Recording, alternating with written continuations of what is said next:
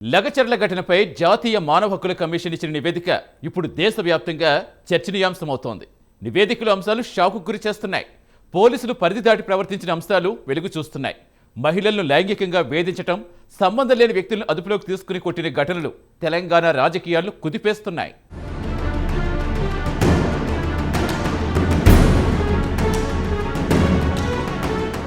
వికారాబాద్ జిల్లా కొడంగల్ నియోజకవర్గం లగచర్ల గ్రామంలో కాంగ్రెస్ పార్టీ అధికారంలోకి వచ్చి రేవంత్ రెడ్డి ముఖ్యమంత్రి అయిన కొద్ది నెలలకే ఫార్మాసిటీ కోసం ప్రభుత్వం భూసేకరణ చేపట్టాలని నిర్ణయించింది. అయితే అక్కడి రైతులు తమ భూములను ప్రభుత్వానికి ఇచ్చేందుకు నిరాకరించగా 2024 నవంబర్లో లగచర్లలో ప్రభుత్వం ప్రజా విచారణ నిర్వహించింది.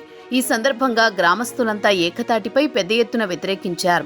తమ హక్కులను కోరుతూ రైతులు శాంతియుతంగా పోరాటం చేయడంతో పాటు కొందరు నిరసన తెలిపారు. ఈ క్రమంలో పోలీసులు లాఠీచార్జి చేయడంతో రైతులు, మహిళలు ఎదురు తిరగడంతో పరిస్థితి అదుపు తప్పింది. లాఠీచార్జికు వ్యతిరేకంగా జిల్లా కలెక్టర్ సహా పోలీసు అధికారులపై నిరసనకారుల్లోని కొందరు దాడికి ప్రయత్నించారు. ఆ సమయంలో పోలీసులు విచక్షణ మరచి రైతులు, మహిళలను దారుణంగా కొట్టి కేసులు నమోదు చేశారు.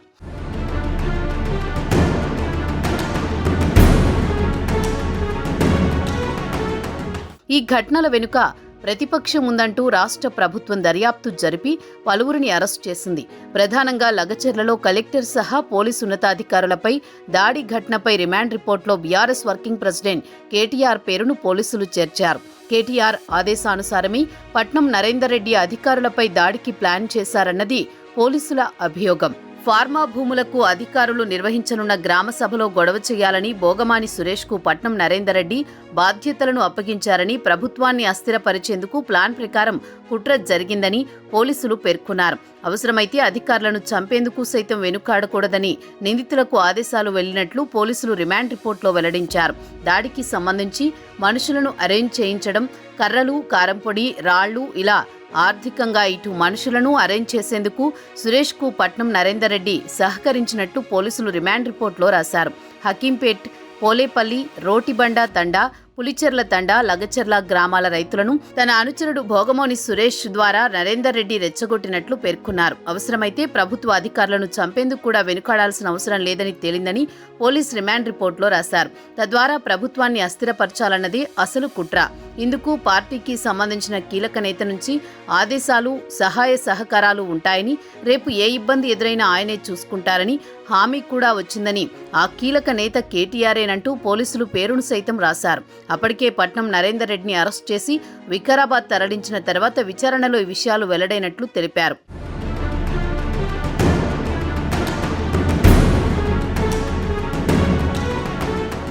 ఒకవైపు పోలీసులు లగచర్ల ఆందోళనకారులపై విచారణ జరిపి అరెస్టులు, మరింత విచారణ జరుపుతూ ముందుకు వెళుతుంటే, మరోవైపు బాధితులు జాతీయ మానవ హక్కుల కమిషన్ను ఆశ్రయించారు. 2024 నవంబర్ 18న లగచర్లకు చెందిన జారుప్ల దేవితో పాటు మరో 11 మంది కమిషన్కు ఫిర్యాదు చేశారు. ఫార్మాసిటీ భూసేకరణ అంశంలో గ్రామస్తులు, అధికారుల మధ్య కోట్లాట జరిగిన తర్వాత పోలీసులు అదే రోజు అర్ధరాత్రి 12 గంటలకు గ్రామంపై దాడి చేసి మహిళల పట్ల దురుసుగా ప్రవర్తించడంతో పాటు గ్రామీణులను అరెస్ట్ చేసి తప్పుడు కేసులు పెట్టినట్లు ఆరోపించారు. జిల్లా అధికారులు, పోలీసు శాఖ సమర్పించిన సాక్ష్యాధారాల ప్రకారం జిల్లా కలెక్టర్, ఇతర ప్రభుత్వ అధికారులపై గ్రామస్తులు భౌతికంగా దాడి చేసినట్లు నిర్ధారించారు. అయితే గ్రామస్తులను అరెస్ట్ చేసే సమయంలో విద్యుత్ తొలగించారన్న ఆరోపణలు వాస్తవం కాదని తేల్చారు. రెవెన్యూ, పోలీసు అధికారులతో పాటు సంగారెడ్డి జైలులోని లగచర్ల గ్రామస్తులను మానవ హక్కుల సంఘం బృందం విచారించింది. అసలు ఆ రోజు ఏం జరిగింది, దాడికి దారితీసిన పరిణామాలేంటి, అధికారులు ఏ విధంగా వ్యవహరించారు తదితర అంశాలపై విచారణా బృందం వివరాలు సేకరించింది.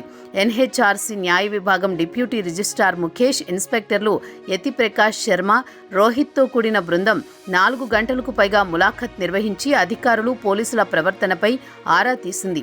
పోలీసులు తమను హింసించారని కొందరు కమిషన్ దృష్టికి తీసుకురాగా ఆ వివరాలను లిఖితపూర్వకంగా తీసుకున్నారు. వికారాబాద్ కలెక్టరేట్లోనూ కలెక్టర్ ప్రతీక్ జైన్, అదనపు కలెక్టర్ లింగ్యానాయక్, కొడంగల్ తహసీల్దార్ విజయ్ కుమార్, వికారాబాద్ డీఎస్పీ శ్రీనివాసరెడ్డి, కొడంగల్ శ్రీఐ శ్రీధర్ రెడ్డి, ఎస్ఐ రహూఫ్ను వేర్వేరుగా ప్రశ్నించారు. ఘటనకు సంబంధించి పలు పత్రాలను తమకు అందజేయాలని ఆదేశించారు. నిందితులను అరెస్ట్ చేసే క్రమంలో బాధిత కుటుంబాలు చేసిన ఆరోపణలను పోలీసులు ఎదుట ప్రస్తావించగా నీళ్లు నమిలారట.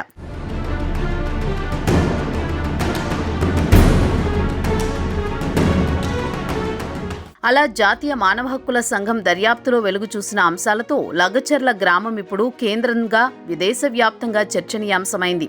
రైతులు తమ భూములను ప్రభుత్వానికి ఇచ్చేందుకు నిరాకరిస్తూ శాంతియుత నిరసనల్లో పాల్గొనగా అధికారుల దురుసు ప్రవర్తన కారణంగా నిరసనల్లో పాల్గొన్న రైతులను పోలీసులు అరెస్ట్ చేసి తీవ్రంగా హింసించారని జాతీయ మానవ హక్కుల కమిషన్ తేల్చింది. ఈ విషయంపై ఎన్హెచ్ఆర్సీ నిర్వహించిన దర్యాప్తు రాష్ట్ర ప్రభుత్వంపై తీవ్ర ఆరోపణలు చేస్తూ పోలీసుల అరాచకాన్ని బట్టబయలు చేస్తోంది. నిరసన సందర్భంగా రైతులు హక్కులను కోరుతూ శాంతియుత పోరాటం చేయడంతో అధికారులు పోలీసులను ప్రయోగించి నిరసనకారులను ఉగ్రవాదిలా చూడడం ప్రారంభించారు. రైతులను బలవంతంగా అరెస్ట్ చేసి పోలీస్ స్టేషన్కు తీసుకువెళ్లి అమానుషంగా కొట్టి గాయపరిచారు. ఈ అరెస్టులు చట్ట ప్రకారం కాదని, ఇవి పూర్తిగా అసంవిధానమని కమిషన్ అభిప్రాయపడింది.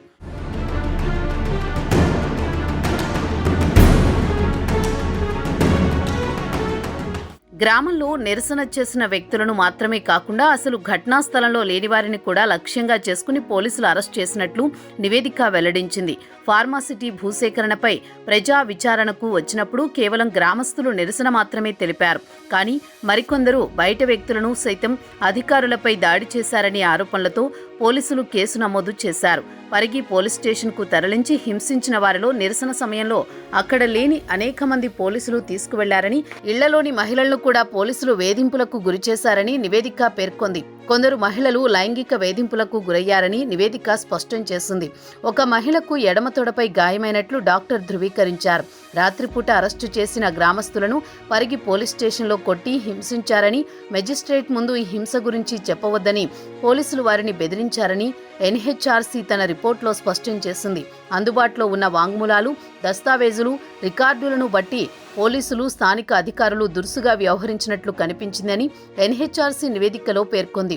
రాత్రిపూట అరెస్ట్ చేసిన వారిని పరిగి పోలీస్ స్టేషన్లో కొట్టడంతో పాటు మెజిస్ట్రేట్ ముందు నోరు తెరవద్దని బెదిరించారని, గ్రామస్తులను పరిగి పోలీస్ స్టేషన్లో ఉంచినా ఆ విషయాన్ని జనరల్ డైరీలో పేర్కొనలేదని, రాజకీయ ప్రతీకార కోణం హద్దుమీరినట్లు నివేదికలో పేర్కొన్నారు.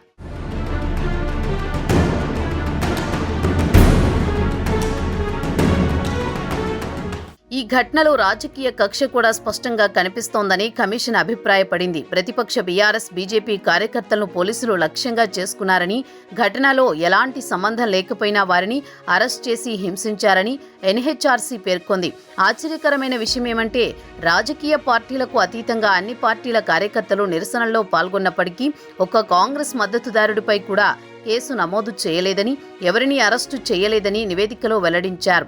కేవలం రాజకీయ నాయకులు, కార్యకర్తలనే కాకుండా ఘటనతో సంబంధం లేకపోయినా మైనర్లు, విద్యార్థులు, ప్రభుత్వ అధికారులపై కూడా పోలీసులు కేసులు కూడా నమోదు చేశారని ఎన్హెచ్ఆర్సీ దర్యాప్తు బృందం తన రిపోర్టులో స్పష్టం చేసింది. దర్యాప్తు బృందం ఈ విషయాన్ని నిర్ధారించి హింస చెలరేగకుండా చూడాలని రాష్ట్ర ప్రభుత్వాన్ని ఆదేశించింది. అమాయకులపై చర్యలు తీసుకోవద్దని, పోలీసులు, అధికారులు మానవ హక్కులను కాపాడేలా వ్యవహరించాలని సూచించింది. ఇలాంటి చర్యలు పునరావృతం కాకుండా చూసుకోవాలని హెచ్చరించింది.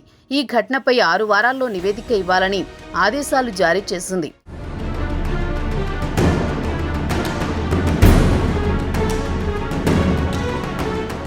లగచర్ల రైతులపై దాడి చేశారనే జాతీయ మానవ హక్కుల కమిషన్ నివేదిక సీఎం రేవంత్ రెడ్డి సర్కార్కు చెంప చెల్లుమనిపించిందని బీఆర్ఎస్ వర్కింగ్ ప్రెసిడెంట్ కేటీఆర్ విమర్శించారు.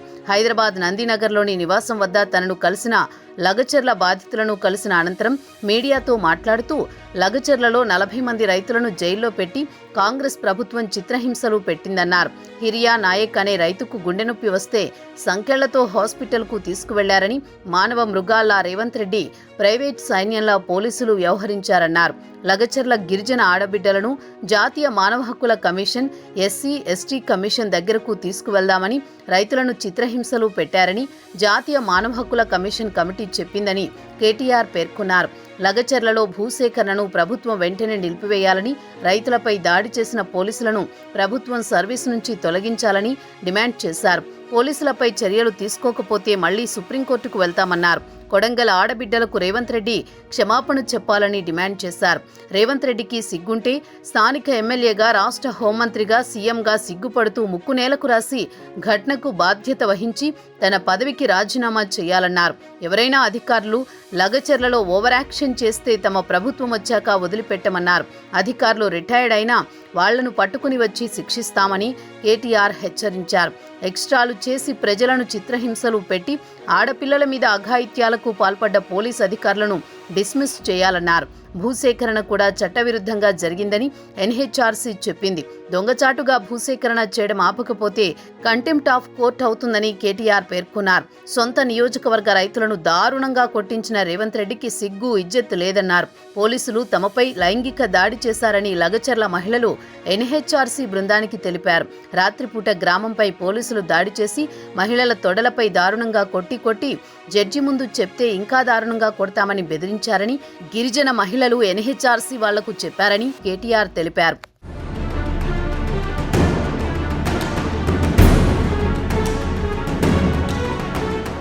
సున్నితమైన అంశాన్ని చక్కదిద్దే విషయంలో పోలీసులు చట్టబద్ధంగా వ్యవహరించలేదని కమిషన్ స్పష్టం చేసింది. ప్రభుత్వ అధికారులపై దాడి చేయని అమాయకులపై ఎలాంటి చర్యలు తీసుకోకూడదన్న ఎన్హెచ్ఆర్సీ వారి విషయాలు ప్రభుత్వ సంస్థలు పునఃపరిశీలించాలని కోరింది. ప్రజల జీవనోపాధితో నేరుగా సంబంధం ఉన్న సున్నితమైన అంశంపై పోలీసులు అధికారులు చర్యలు తీసుకునే సమయంలో వారి మానవ హక్కులకు భంగం కలగకుండా చూడాలంది. అధిక బలగాలు మోహరించి వేధించకూడదన్న ఎన్హెచ్ఆర్సీ భవిష్యత్తులో ఇలాంటి సంఘటనలు పునరావృతం కాకుండా చర్యలు చేపట్టాలంది. 3 అంశాలపై నివేదిక సమర్పించాలని రాష్ట్ర ప్రభుత్వ ప్రధాన కార్యదర్శి డీజీపీలను ఆదేశించింది. ఎన్హెచ్ఆర్సీ నివేదికపై రాష్ట్ర ప్రభుత్వం ఎలా స్పందిస్తుందో చూడాలి.